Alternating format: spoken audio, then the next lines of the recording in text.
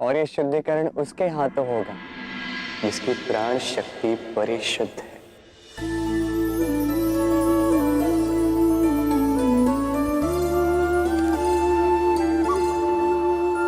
तो इस महान कार्य में हर बार की तरह मेरी सहायता की आवश्यकता तो होगी ना तुम्हें, है ना? हर बार की तरह अवश्य, क्यों नहीं।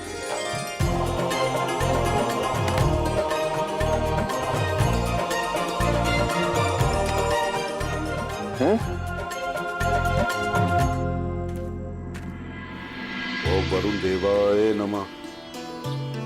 ओम वरुण देवाय नमः।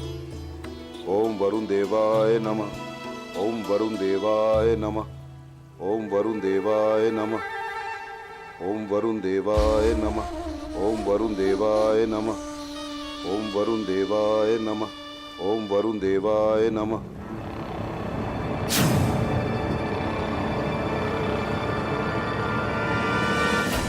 राधा बिटिया, जल शुद्धि के लिए यमुना जी में डुबकी लगाओ।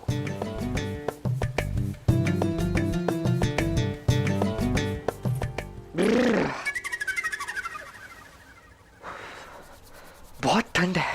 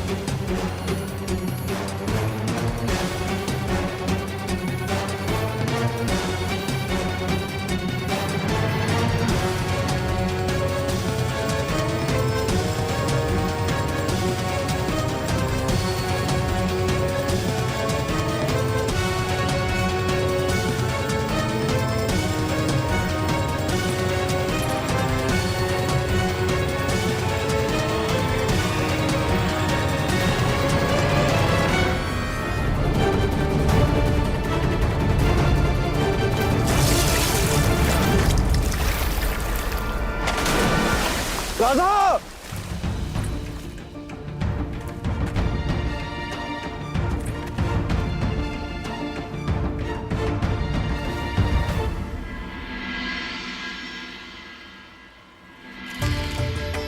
ओम भूर्भुवः स्वः तत्सवितुर्वरेण्यं भर्गो देवस्य धीमहि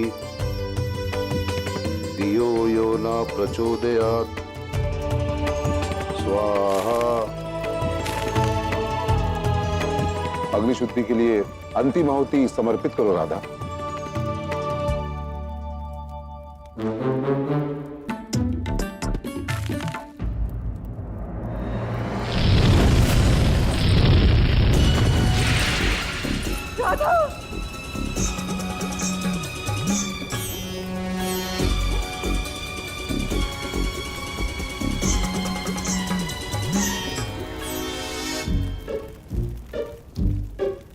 ये क्या हो रहा है?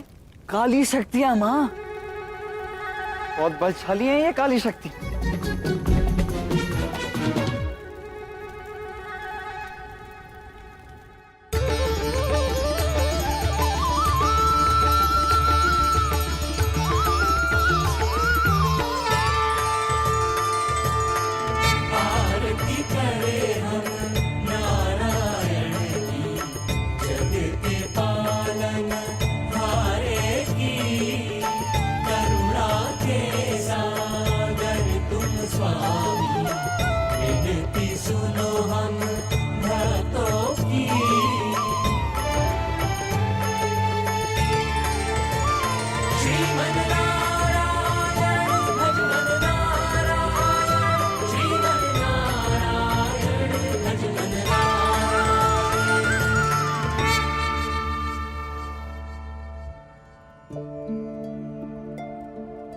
वायु शुद्धि पूर्ण हुई।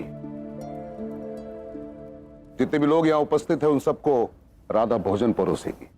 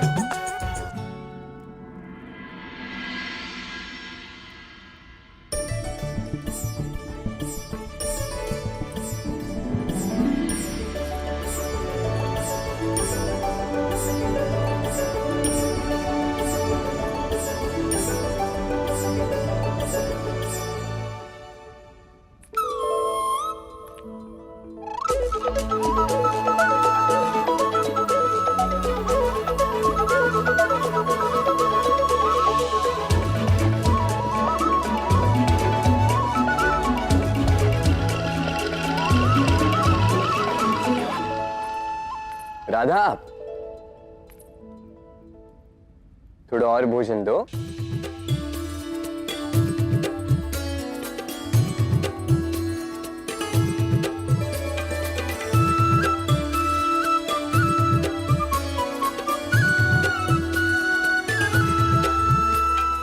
दो ना।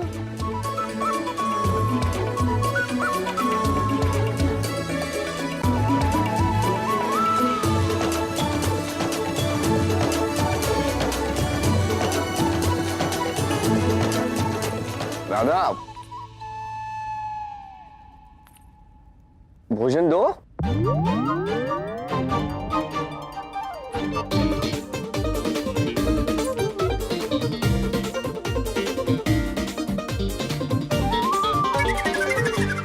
भोजन दो।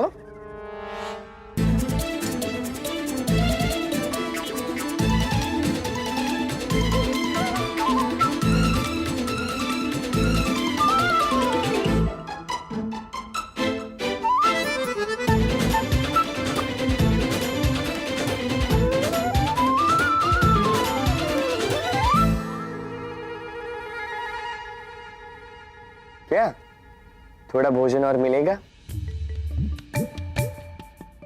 जाओ ना।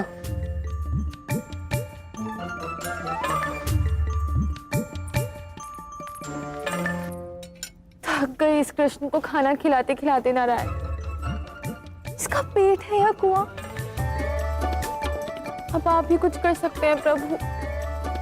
अब आप ही हैं जो इसका पेट भर सकते हैं। अब सखी की इच्छा तो मेरे लिए आदेश।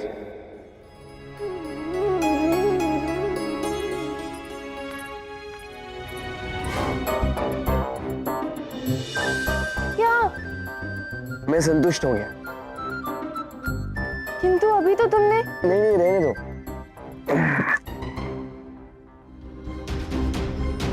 शुद्धिकरण पूर्ण हुआ। अब हमारे राधे बिटिया की ओर से सारे संकट दूर हो गए। यदि मेरी भी एक दुविधा दूर हो जाए तो श्रेष्ठ होगा।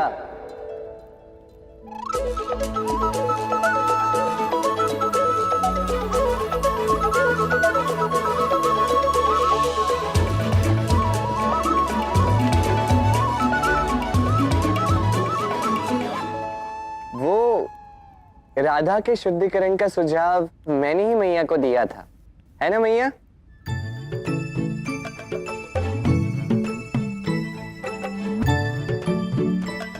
तो अब इस सत्कर्म का फल तो मुझे मिलना चाहिए ना? क्यों बृषभान काका? बताओ कृष्ण, क्या फल चाहिए तुम्हें?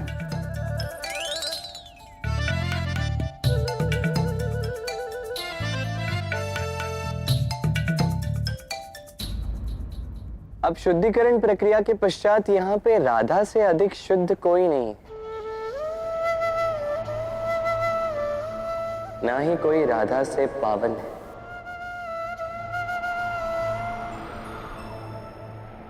इसलिए मेरी ये इच्छा थी कि राधा स्वयं अपने हाथों से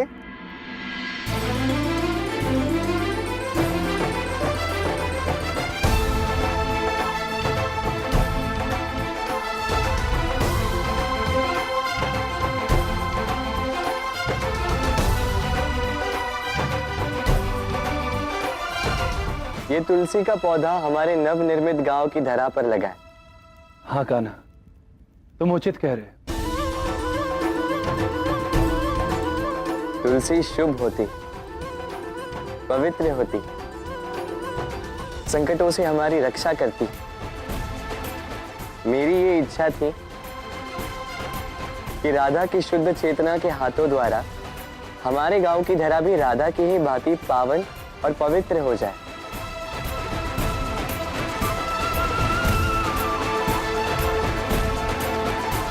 यदि राधा की इच्छा हो तो।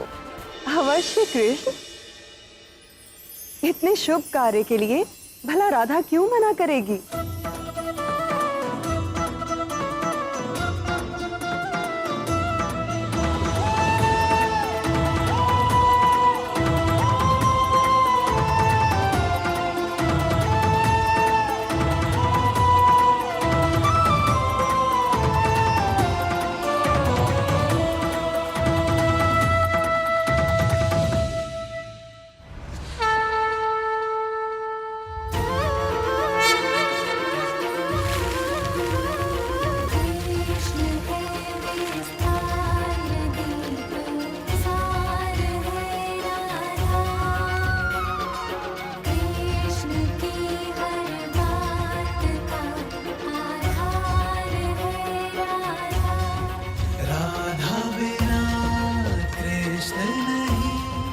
अनंत समय तक ये धरा राधा के इस पवित्र कृत्य को स्मरण करेगी।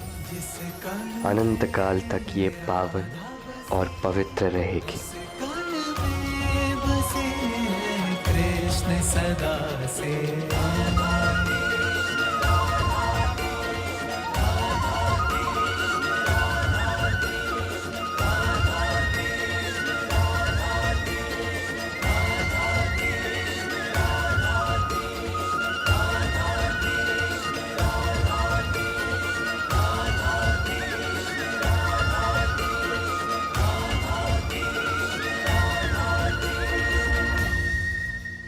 तुलसी का ये पौधा हर रोग,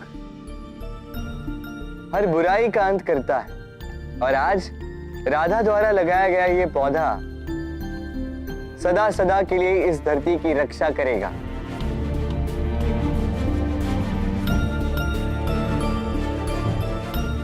रोगों से, कठिनाइयों से, बुराइयों से।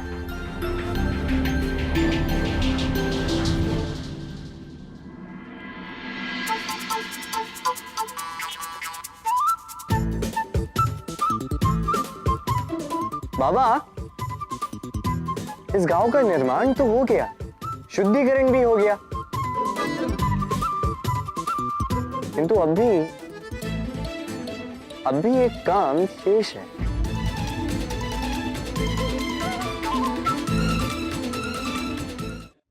इस गांव का नामकरण, है ना? ये वन तो अति सुंदर है, तो हमारे गांव का नाम इसके सौंदर्य के अनुरूप ही होना चाहिए।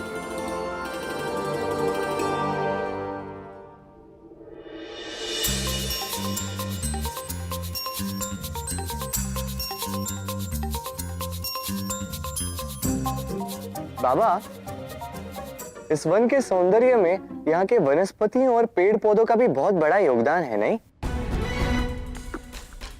देखिए, इन्हें भी देखिए, ध्यान से देखिए, यहाँ पे सर्वाधिक पौधे तुलसी के ही हैं।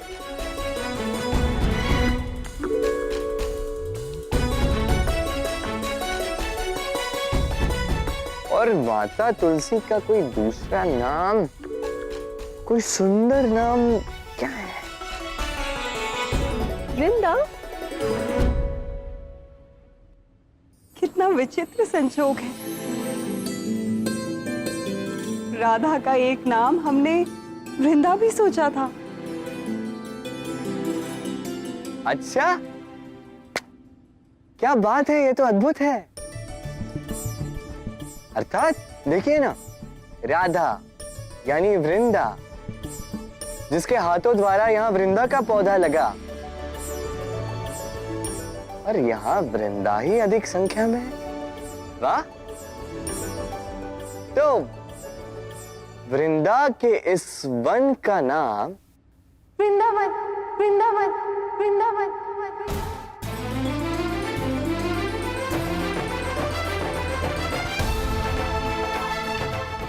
क्या बात है कान्हा, शुद्धि भी राधा के हाथों से, और अब नामकरण भी स्वयं राधा के मुख से करवा दिया तुमने।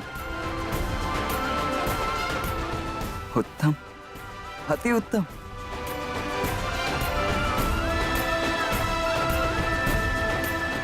अद्भुत। शुद्ध आत्मा के वचनों से शुद्ध नाम निकला है। आज से इस वन का नाम होगा वृंदावन, वृंदावन। यही नाम होगा हमारे नए धाम का।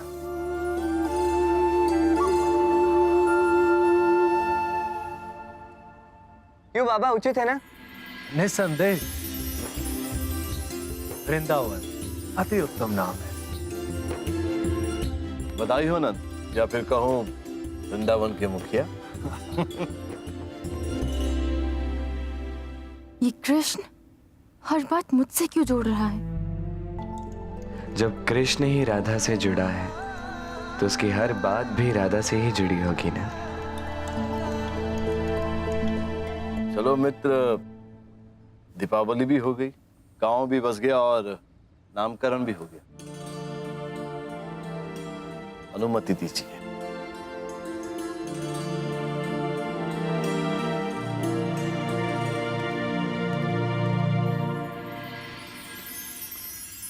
मित्र नंद, एक बात तो मैं आपको बताना ही भूल गया।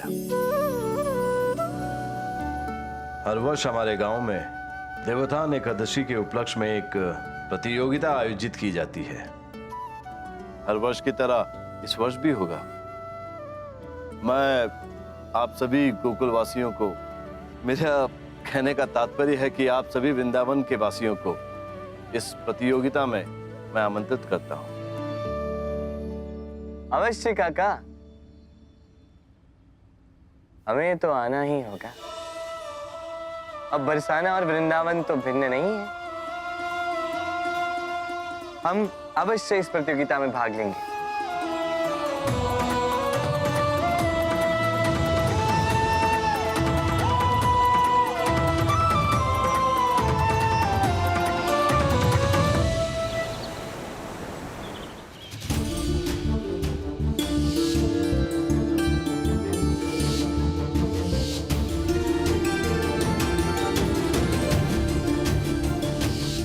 राधा यानी वृंदा, आज से इस वन का नाम होगा वृंदावन। इन सब के पीछे अवश्य ही कृष्ण का कोई बड़ा षड्यंत्र है, किंतु क्या?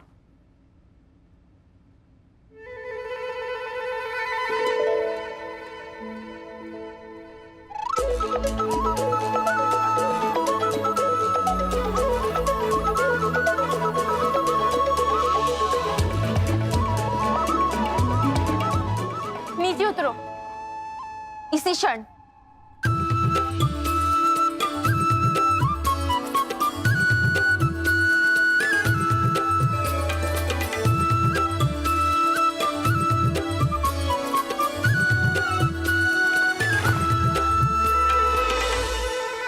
क्या क्या कर रहे हो तुम?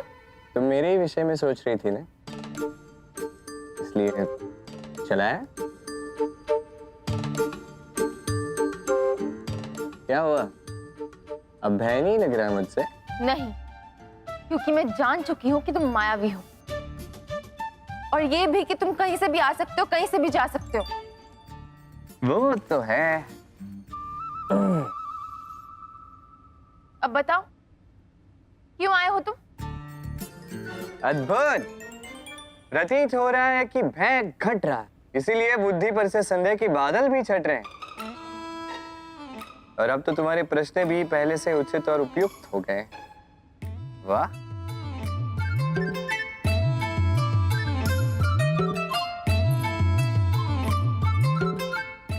अर्थात तुम्हारा लक्ष्य बरसाना नहीं है? नहीं।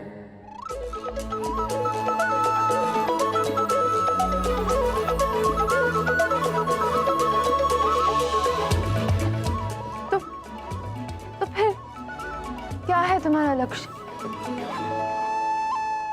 बरसाना नहीं, उसे पाना चाहता हूं जिसे बरसों से ना मिला।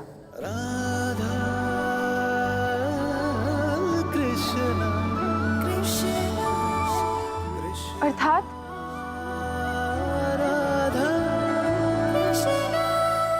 अब जब विवेक जाग रहा है तो थोड़ा और सोचो, समझ जाओगी कि मेरा लक्ष्य क्या है और मैं क्या पाना चाहता हूं।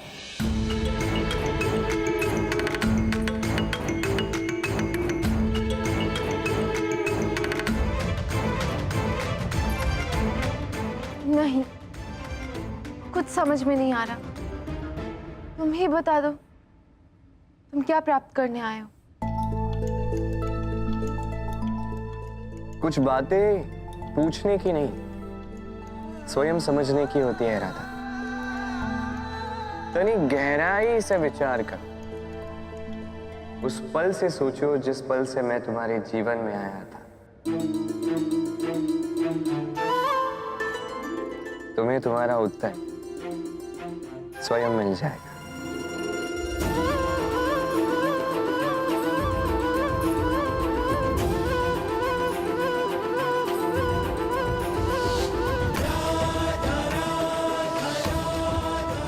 अब ये मूल्य तुम्हारा हुआ, और ये मटके मेरे हुए।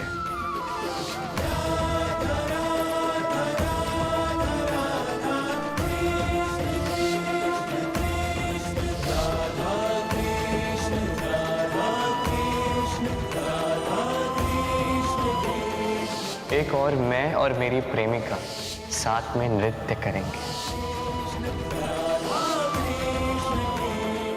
किंतु तुम अपनी प्रेमिका के साथ तो नृत्य कर नहीं पाए। किंतु तुम्हारे साथ तो कर पाया।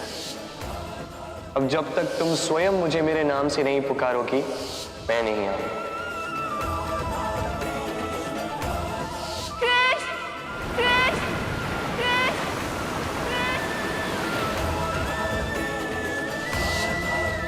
मैं बरसाना की एक लड़की से प्रेम करता हूँ, प्रेम करता हूँ, प्रेम करता हूँ।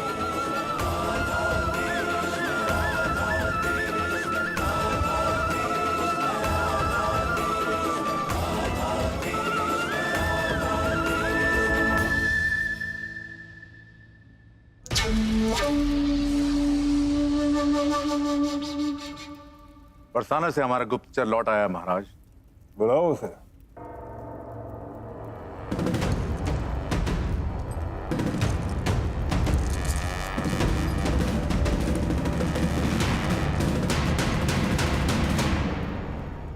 कहो, क्या सूचना लाए गुप्तचर?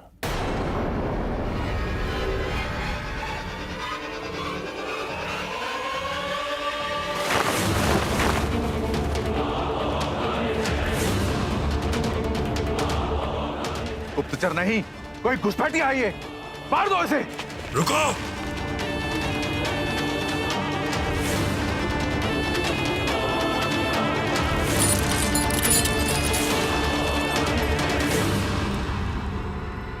तुम्हारा साहस सराहनीय है गुप्तचर। इस प्रकार बंदी बने हुए, वो भी जीवित अवस्था में हमारे समक्ष आ गए। क्षमा महाराज, क्षमा महाराज।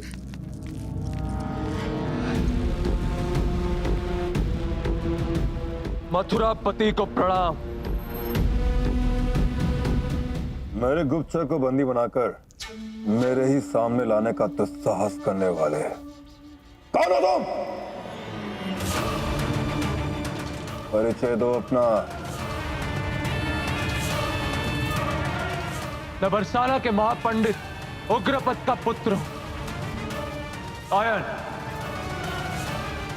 मैं एक योद्धा हूं और शास्त्रों में प्रवीण भी। जो भी हो तुम, बुद्धिहीन हो तुम। अन्यथा इस प्रकार कंस की सभा में बिना अनुमति के प्रवेश नहीं करते। मृत्यु दंड मिलेगा तुम्हें। शत्रुओं को मारते हुए मृत्यु प्राप्त हो, यही योद्धा का धर्म है। और जब दो योद्धाओं का शत्रु एक ही हो तो उनका मित्र बन जाना नीति है। अब दोनों का शत्रु एक ही है महाराज, कृष्ण। कृष्ण कृष्ण, जो आपसे आपका जीवन छीनना चाहता है और मुझसे मेरे जीवन का लक्ष्य।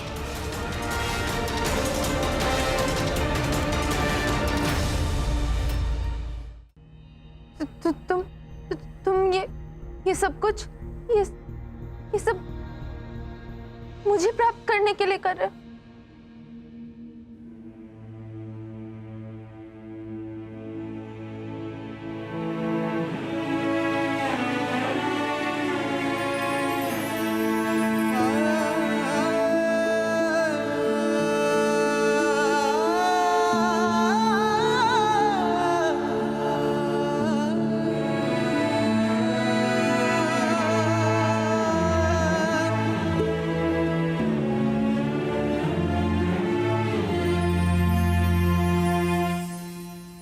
हाँ,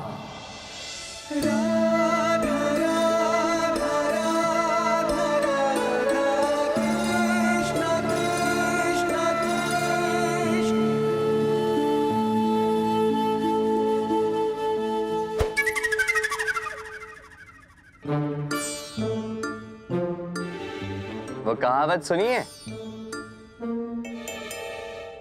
बछड़े को वश में कर लो तो गैया स्वयं चल के आपके पास आएगी।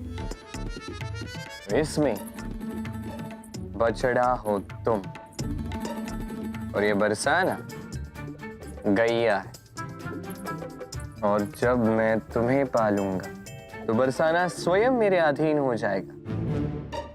ना हमारे पिताओं की मित्रता पर कोई आँच आएगी और बिना किसी परिश्रम के बरसाना मेरी झोली में आ गिरेगा।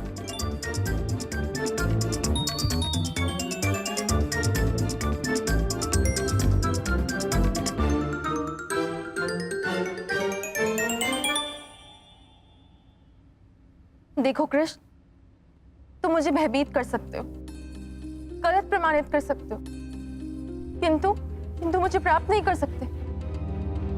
रूठो जो तुम तो मनाऊं मैं, तुम हंस दो तो मुस्काऊं मैं।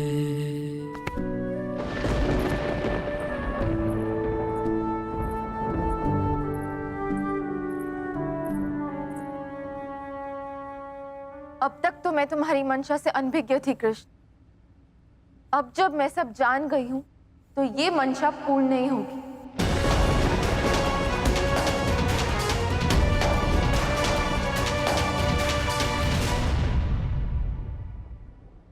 अवश्य पूर्ण होगी।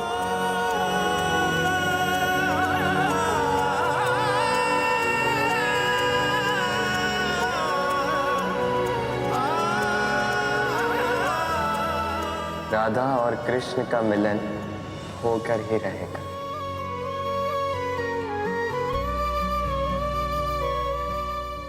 और हमारे मिलन में आने वाली प्रत्येक बाधा को मैं स्वयं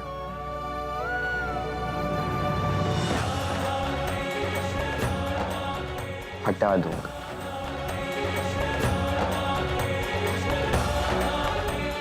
जिस मिलन का स्वप्न तुम देख रहे हो ना कृष्ण, उसमें सबसे बड़ी बाधा स्वयं राधा है। तो आओ, हटाओ इस बाधा, हटाओ राधा को अपने मार्ग से।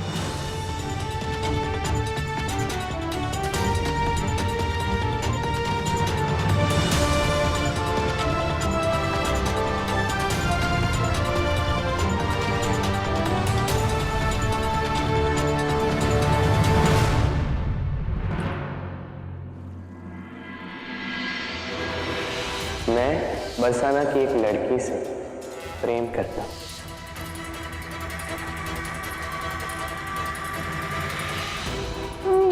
ये सब कुछ मुझे प्राप्त करने के लिए कर रहे हो? हाँ, बछड़े को वश में कर लो तो गैया स्वयं चल के आपके पास आएगी। और जब मैं तुम्हें पालूंगा तो बरसाना स्वयं मेरे अधीन हो जाएगी। मुझे बाबा को बताना होगा कि कृष्ण की हर चाल के पीछे उसका लक्ष्य क्या है। पहले शरण, फिर वृंदावन, और आज बरसाने का आधा अनाज गोकुल को दे दिया। मित्र,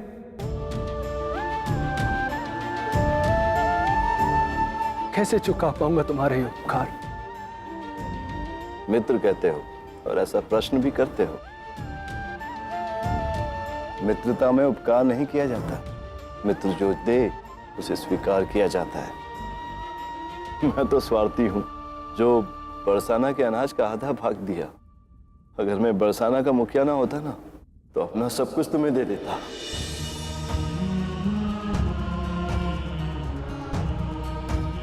अवश्य मैंने पिछले जन्म में कोई पुण्य कर्म किए होंगे जो इस जन्म में मुझे तुम जैसा मित्र मिला।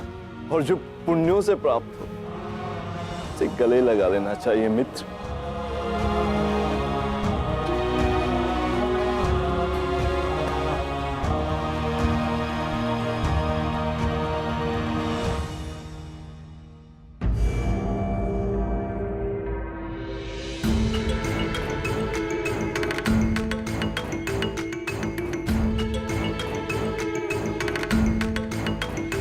राधा, ऐसे मौन और चिंतित से क्यों खड़ी हो? क्या हुआ?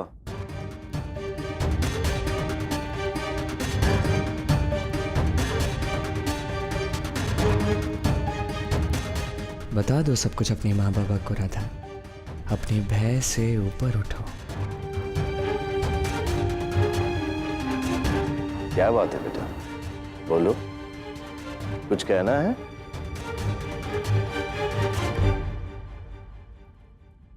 कुछ नहीं बाबा, आपकी और काका की मित्रता को देखती हूँ तो बस देखती ही रह जाती हूँ।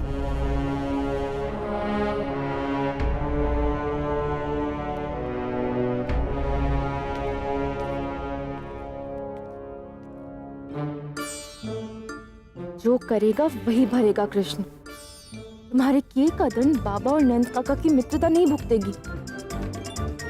मैं इनकी मित्रता पर तुम्हारे छल और कपट की आंच तक नहीं आने दूंगी।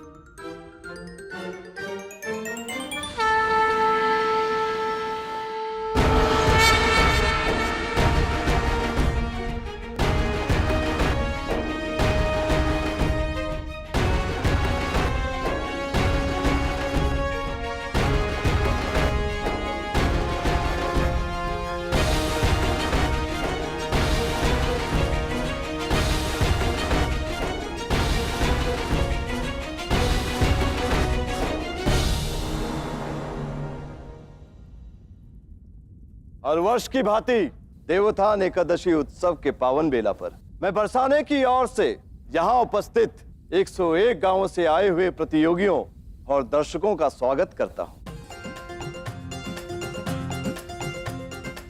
और आभारी हूं उन सबका जो इस प्रतियोगिता में इस वर्ष भी भाग लेने के लिए पधारे हैं।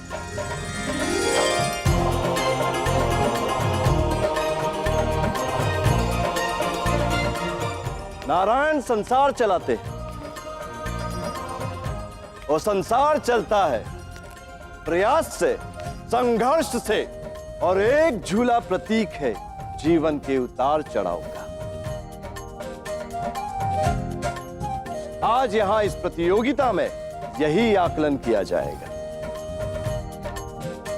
कि कौन है वो आप सब में से जो कर्म में, प्रयास में, संघर्ष में नारायण का प्रतीक होगा, और वही वीर आज इस पूजा में प्रतीक होगा नारायण का।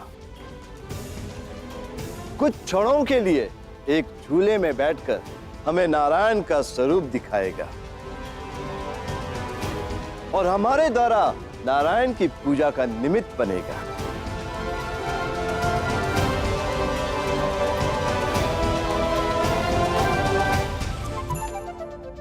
एक 104 गांवों से आई हुई लकड़ियों से बनेगा वो झूला जिस पर आसीन होगा केवल एक वीर जो इस उत्सव में नारायण का प्रतीक होगा। तो आइए अपने अपने गांव की एक एक लकड़ी लाकर यहां रखिए और भरिए अपने प्रतियोगी होने की हुंकार। कौन आएगा सर्वप्रथम?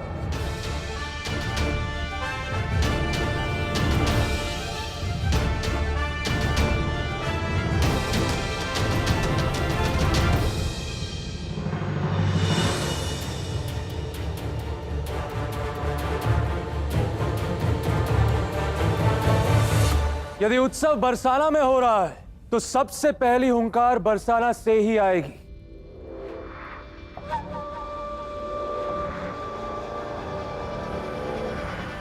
मैं बरसाना के महापंडित उग्रपद का पुत्र अयन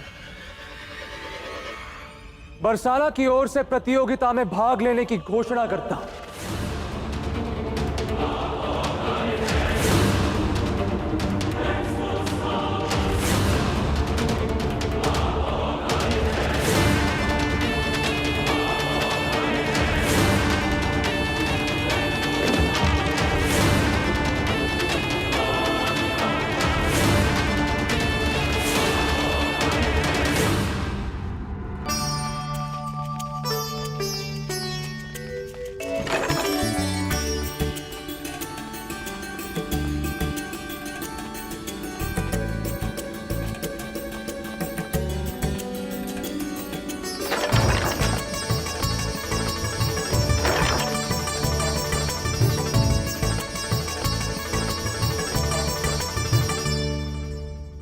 एक 104 गांवों के वीरों की लकड़ियां आ चुकी हैं।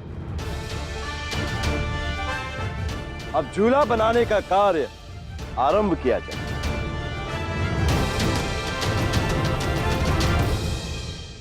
काका, लगता है गिनती में कोई भूल हुई है।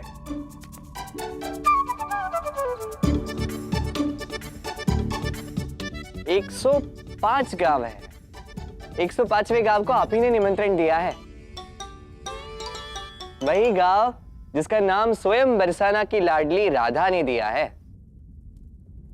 वृंदावन।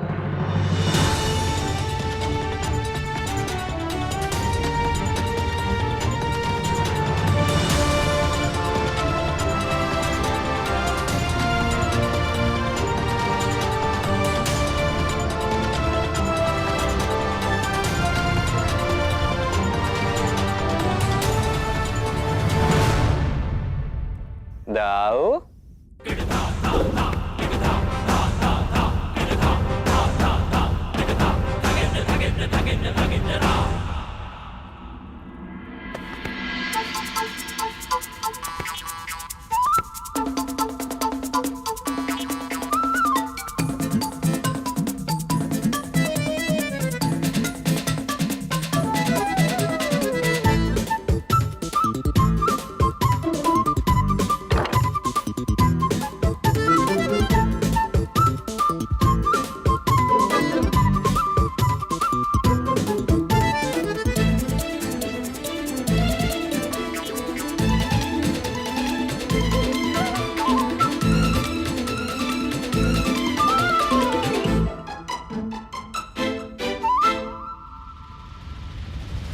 उत्तम, अति उत्तम कृष्ण। मेरे बिना किसी परिश्रम किए तुम स्वयं ही उस मार्ग पर आ गए जिस मार्ग पर मैं और महाराज कंस तुम्हें लाना चाहते थे।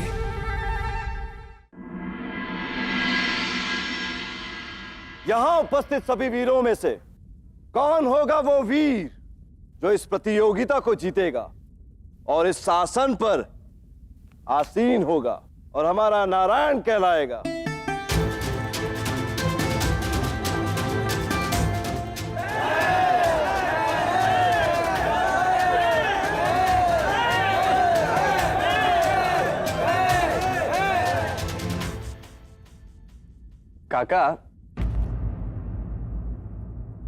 काका, मैं समझ नहीं पा रहा, ये कैसी अधूरी प्रतियोगिता है?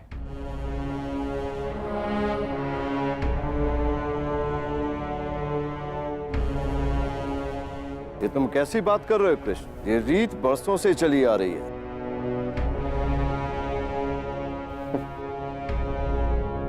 क्षमा कीजिए काका, फिर तो आप वर्षों से अधूरे नारायण को पूछते आ रहे हैं। कृष्ण!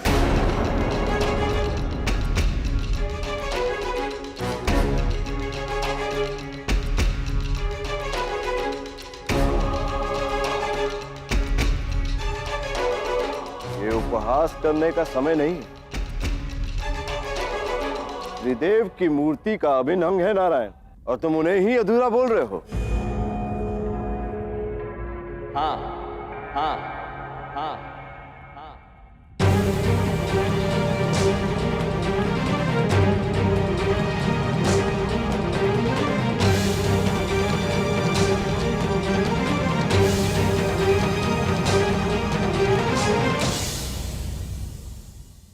क्योंकि जो नारायण त्रिदेव की मूर्ति पूर्ण करते हैं, वही नारायण किसी और के बिना अधूरे हैं।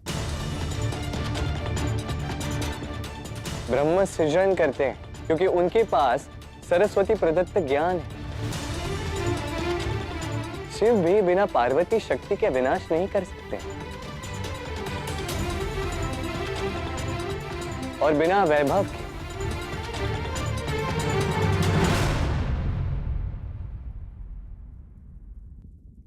बिना लक्ष्मी के विष्णु भी इस सृष्टि का संचालन नहीं कर सकते।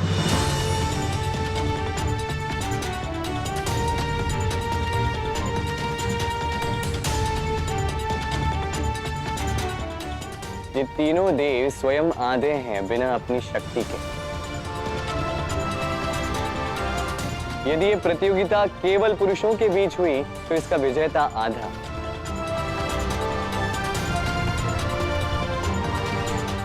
यदि विजेता आधा होगा तो नारायण का प्रतीक आधा।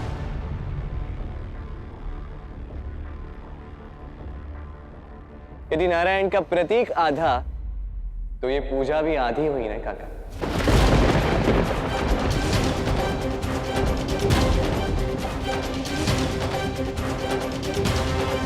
देवोत्थान जिसका अर्थ है देव को जगाना, ये देवोत्थान बिना देवी के उत्थान के अधूरा है काका।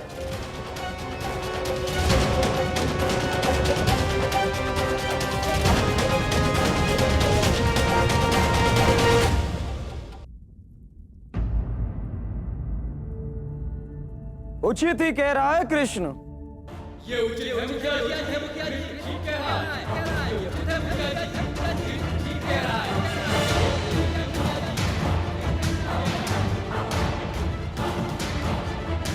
हाँ हाँ, जब नारायण को पूजी स्त्रियां उनकी शक्ति नारी, तो फिर प्रतियोगिता में केवल पुरुष ही क्यों भारी?